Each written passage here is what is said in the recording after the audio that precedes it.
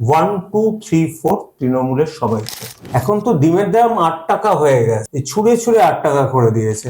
রাগ হচ্ছে, ডিম ছুঁড়ে মারছে। কিন্তু এখন কিন্তু ডিম ছোড়াটা একদম উচিত নয়। ডিম যদি ছোড়ে সেটা প্রশাসনিক গাফিলতি। এখন যেগুলো হচ্ছে ডিম ছোড়া হচ্ছে প্রি প্ল্যান্ড, সুতরাং এটাকে থামাতে হবে। মিড ডে মিলে যদি আমি সবাইকে দিতে যাই তাহলে আমাদের চুরি করতে হয়, চুরি করা ছাড়া হয় না। আমাদের কিন্তু মেন টার্গেট এডুকেশনটা যে গত 15 বছরে শেষ হয়ে গেছে সেটাকে ঠিক করা। ডাক্তারবাবু দল পাল্টাচ্ছেন। আমরা সবাই বামপন্থার সাপোর্টার। জীবনে আমি কখনো কাস্তে হাতুড়ি ছাড়া ভোট দিই, কারণ তৃণমূলের কোনো মতাদর্শ ছিল না। মতাদর্শ ছিল সিপিএম তারাও, তারপর মতাদর্শ ছিল হচ্ছে তোলা তুলে খাও। মমতা ব্যানার্জির আন্ডারে পুলিশ ছিল একজন পুতুল। পুলিশের কোনো সেলফ রেসপেক্ট ছিল না। ইয়েস ম্যান ছাড়া মমতা ব্যানার্জি কাউকে পছন্দ করতেন না। তৃণমূল তো তাদের ধরেই নিত, মুসলিম মানেই তৃণমূলে ভোট দেবে। কিন্তু আমি বলতে পারি বহু মুসলিম বিজেপিকে ভোট দিয়েছে বলে আজকে পরিবর্তনটা সম্ভব হয়েছে। আজ যদি ভারত বিদ্যুৎ দেওয়া বন্ধ করে, ভারত যদি গ্যাস দেওয়া বন্ধ করে, বাংলাদেশ কোল্যাপস করবে। বর্তমান সিএম এর মতো যদি বুদ্ধদেব ভট্টাচার্য অ্যাডমিনিস্ট্রেটর হতেন, প্রথম দিনই উনি কিন্তু লাঠি দিয়ে তুলে দিতেন, মমতা ব্যানার্জিকে বসতে দিতেন না। আমি মঞ্চ কথাটাই বলছেন, মঞ্চ বাদতেই দিতেন না।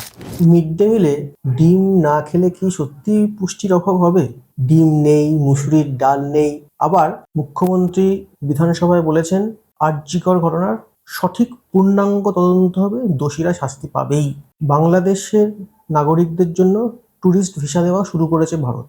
এই সামগ্রিক প্রেক্ষিতে এমন একজন আজকে আমাদের অতিথি, তিনি এই পুরো বিষয়টার সঙ্গে কোনো না কোনোভাবে যুক্ত।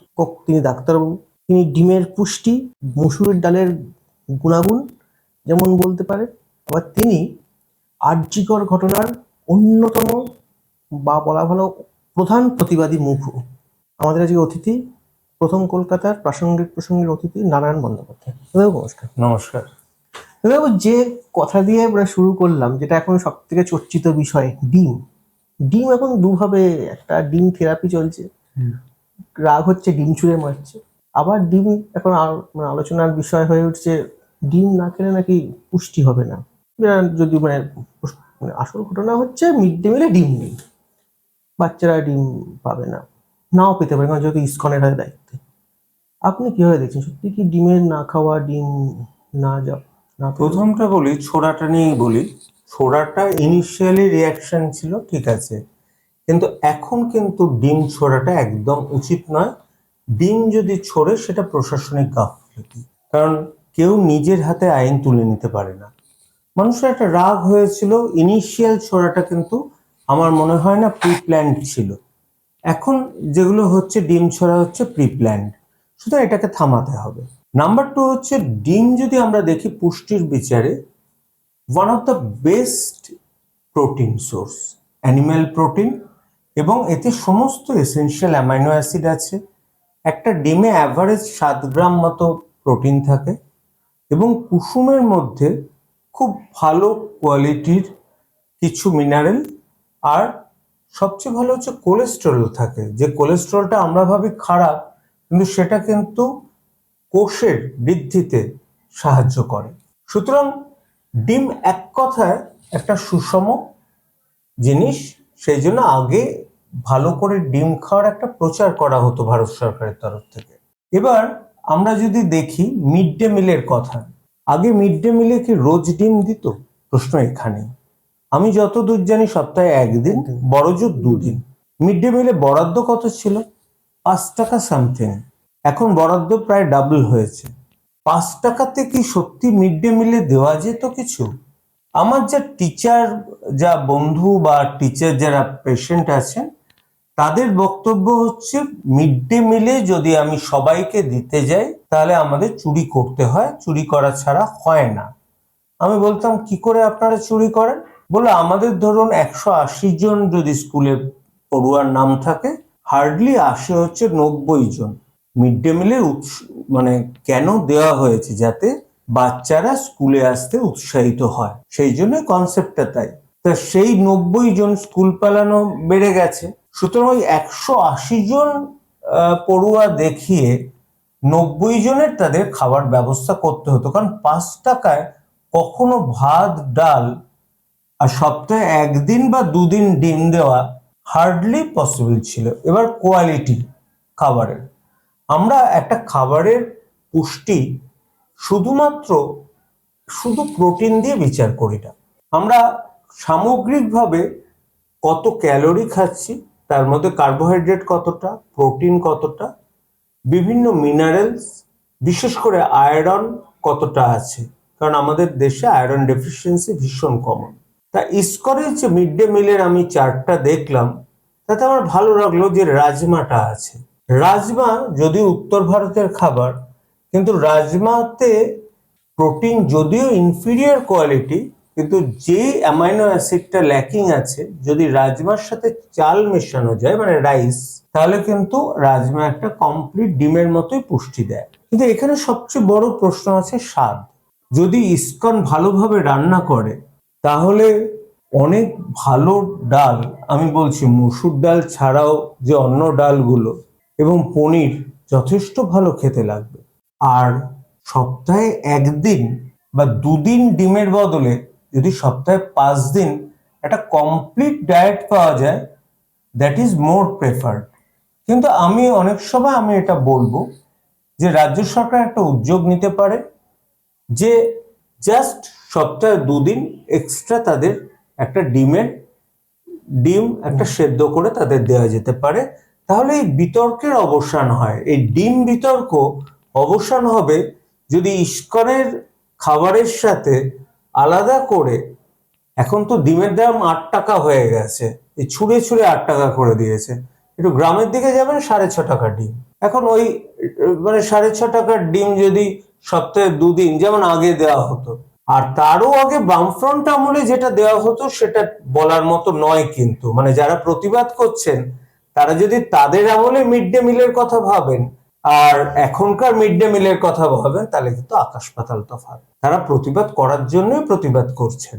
আমরা জোর করে এটা কেউ করতে যাচ্ছে না, এটা শুধু পাইলট প্রজেক্ট। তার মানে এটা যদি সফল হয়, দেখা যায় ভালো হয়, তবেই এটা সমস্ত পশ্চিমবঙ্গে ইমপ্লিমেন্ট করা হবে। তার মানে এই নয় যে আজকে থেকেই গেল রব, যেটা আমি আজকাল দেখছি বেশিরভাগ অপোজিশন লিডার, স্পেশালি কমিউনিস্টদেরই আমি এখন অপোজিশন বলবো, তৃণমূল তো ঠিক অপোজিশনে নেই। সুতরাং কমিউনিস্টরা কিন্তু সাথে সাথে গেল রব করে, তখন কিন্তু তাদের ওই 34 বছরের মিড ডে মিলের কি খাওয়াতো সেটার সাথে কিন্তু কম্পেয়ার করে না। আমার এটা একটু অবাক লাগে, তবে দেখা যাক কি হয়। আচ্ছা, আপনি মানে বেশ যেটুকু বললেন, এখানে দুটো তিনটে বিষয় একটা আসে। একটা হচ্ছে নারায়ণ বন্দ্যোপাধ্যায়, যার নামের সঙ্গে এতদিন মানে অন্তত আর্যিকর বিষয় পর্যন্ত বামপন্থাটা যুক্ত ছিল, উনি বামপন্থার সমর্থন। আপনি এই যে সময়টুকু বললেন, তার মধ্যে কিন্তু আপনি বামপন্থাকেই বা কমিউনিস্টদেরই টার্গেট করলেন নিশানা করার জন্য। তার মানে কি ডাক্তারবাবু দল পাল্টাচ্ছেন? এখন যেটা খুব বড় আলোচনা, মানে আপনাকে মাঝে মাঝে আপনি বিজেপির পক্ষে সওয়াল করেছেন, যদিও সরাসরি আপনাকে দেখা যায়নি মঞ্চে, এর একটা আছে, এটা পরে আসছে। আর যেটা আপনার পরিচিত, আপনি আপনার সঙ্গে আর্জি করার সময়ও তার বৈঠক হয়েছিল, অন্যতম সরকার পক্ষে, সেই তৎকালীন সরকার পক্ষে অন্যতম মুখপাত্র ছিলেন দলের কুণাল ঘোষ। তিনি বারবার যে বিষয়টাই বলেছেন, তিনি সরকার কোনো বিরোধিতা করেননি, সমালোচনা করেন, তবে তিনি বলেছেন যে ডিমটা ভালোবেসে বাচ্চারা খায়। এই ভালো লাগার জায়গাটাতে কি কোনো জায়গায় কোনো ব্যাঘাত করে? ডিম খেতে স্কুলে যাওয়া যে দরিদ্র ছোট ছোট বাচ্চাগুলোর, না, সেটাই আমি প্রশ্ন করতে চাই। এখনো অবধি মিড ডে মিলে সপ্তাহে একদিন বা দুদিনের বেশি ডিম দেওয়া সম্ভব হয় না। তাহলে বাকি দিনরা কি বাচ্চারা যায় না স্কুলে মিড ডে মিলের জন্য? নিশ্চয়ই যায়। তারা আস্তে আস্তে এমন একটা পড়াশোনার পরিস্থিতিতে অভ্যস্ত হোক যাতে স্কুল ছুটের সংখ্যাটা কমে। আমাদের কিন্তু মেন টার্গেট এডুকেশনটা যে গত 15 বছরে শেষ হয়ে গেছে সেটাকে ঠিক করা। আমাদের ওয়েস্ট বেঙ্গল ইকোনমি যে শেষ হয়ে গেছে সেটাকে ঠিক করা। শুধু মেন টার্গেট থেকে ডেভিয়েট করে শুধু ডিমের উপর আমরা কনসেন্ট্রেট করে যাব, অথচ বাণিজ্য ধরার জন্য আমরা চেষ্টা করব না, এডুকেশন ভালো করার, ইন্ডাস্ট্রি করার চেষ্টা করব না। না, এইভাবে কিন্তু একটা তাৎক্ষণিক একটা জিনিস নিয়ে শুধু বারবার চর্চা, এটা আমার পছন্দ না। আর প্রথম যেটা বললেন, না আমি কিন্তু বিজেপি হয়ে আমি দুটো জায়গায় করেছি, একটা সজল ঘোষের সঙ্গে আমি বরানগরে করেছি, আর একটা আমাদের বর্তমান আমাদের কেন্দ্রের বিধায়কের সাথে কিন্তু আমি একটা দমদমে করেছি। আমার বক্তব্য একটাই, আমি বামপন্থা এবং বামপন্থীর মধ্যে আপনাকে একটু ডিফারেন্সিয়েট করতে চাই। আমরা সবাই বামপন্থার সাপোর্টার, আমরা যারা 60-এর কাছাকাছি, হয় কংগ্রেস নয় বামপন্থা, এছাড়া ছিল না। তৃণমূল হঠাৎ করে গজিয়ে উঠল। এবার জীবনে আমি কখনো কাস্তে হাতুড়ি ছাড়া ভোট দিইনি, এবারই প্রথম যেখানে আমি অন্য চিহ্নে ছাপ দিয়েছি। তার কারণ কি, আমার কাছে প্রাসঙ্গিক ছিল সবচেয়ে বেশি, যে করে হোক এই দুর্নীতির সরকারকে সরাতে হবে। এবার দুর্নীতির সরকারকে সরাতে গেলে সমস্ত লোককে ঐক্যবদ্ধ না করলে কিন্তু দুর্নীতির সরকার যাবে না। আর যদি আমরা দেখি বামপন্থার সবচেয়ে বড় ড্রব্যাক, গত 15 বছরে অজস্র ইস্যু হয়েছে, যাতে সমস্ত বাংলা অচল করে দিতে পারতেন। আজকে যদি বিরোধী দলনেতা মোহাম্মদ সেলিমের জায়গায় যদি মমতা ব্যানার্জি থাকতেন, সেখানে বামপন্থীরা তো খুব একটা কিছু বলেনি। সুতরাং আমার নাম বামপন্থীদের উপর মোহটা তখনই কেটে গেল যে না, এক তো ক্ষমতা কম, এরা পারবে না মমতা ব্যানার্জিকে সরাতে। নাম্বার 2, সিলেক্টিভলি এরা ইস্যু নিয়ে কাজ করে, নট টোটাল ইস্যু। আমি বলছি না, অনেক ভালো ভালো ছেলে বামপন্থী আছেন, আর আমরাও কিন্তু মনে প্রাণে বিশ্বাস করি যে হ্যাঁ, আমরা এরকম করব না যে আমরা যাতে সোশ্যাল ইনজাস্টিস হোক। সেই জন্য আমার সপ্তাহে একটা দিন বরাদ্দ থাকে শুধুমাত্র বিনা পয়সায় চিকিৎসা করার জন্য। সুতরাং সেটাকে আমি মেনে চলি এবং আমাদের বাড়ির প্রত্যেকে লাল। কিন্তু এবারের ব্যাপারটা ছিল টোটালি আলাদা। এবারে ছিল হচ্ছে দেশ বাঁচানোর এবং রাজ্য বাঁচানোর লড়াই। রাজ্যটা খাদের কিনারায় চলে গেছিল, সেটা বামপন্থীরা বুঝতে পারছিলেন না। সে তার সত্ত্বেও তারা কিন্তু যদি স্ট্রং হতেন তাহলে মাঝখান থেকে তৃণমূল বেরিয়ে যেত, যেটা আমার আসল উদ্দেশ্য ছিল। কিন্তু ক্রমশ যদি আমি আরএসএস এর মতাদর্শ দেখি, আমার একটু মাঝে মাঝে অবাক লাগে যে ধরুন এই কদিন আগে যার জন্মদিন গেল, যার কথা শুনলেই বামপন্থীরা জ্বলে মরে, নামটা সবাই জানেন, শ্যামাপ্রসাদ মুখোপাধ্যায়। একজন বাঙালি হয়ে ভারতের সবার তার নাম করছে, প্রধানমন্ত্রী বারবার বলছে, অথচ বাংলার ইতিহাসে যখন আমরা ইতিহাস পড়েছি শ্যামাপ্রসাদ মুখার্জি একটা নাম শুধু। তার মানে কি, ইতিহাসটা লেখে যারা জয়ী, পরাজিতরা কিন্তু ইতিহাস লেখে না। যেহেতু এতদিন জয়ী হয়ে এসছে কংগ্রেস এবং বামপন্থা বা বামপন্থীরা, তারা শ্যামাপ্রসাদ মুখার্জির নামটাও আনতে চায়নি।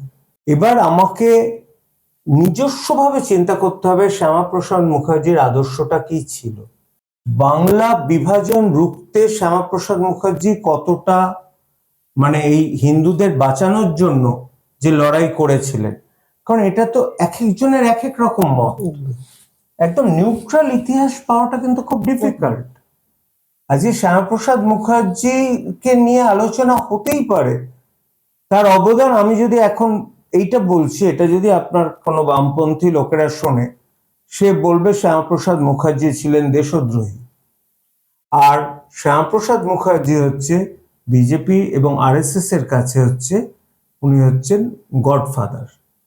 সুতরাং আমি অবশ্যই শ্যামাপ্রসাদ মুখার্জি একজন বাঙালি এবং তাকে মৃত্যুবরণ করতে হয়েছে কাশ্মীরে, ওই অবস্থায় কোনো হেল্প কেউ পাঠায়নি, এটা আমার কাছে খারাপ লাগে। বামপন্থীদের তাদের তো একটাই আইডিওলজি,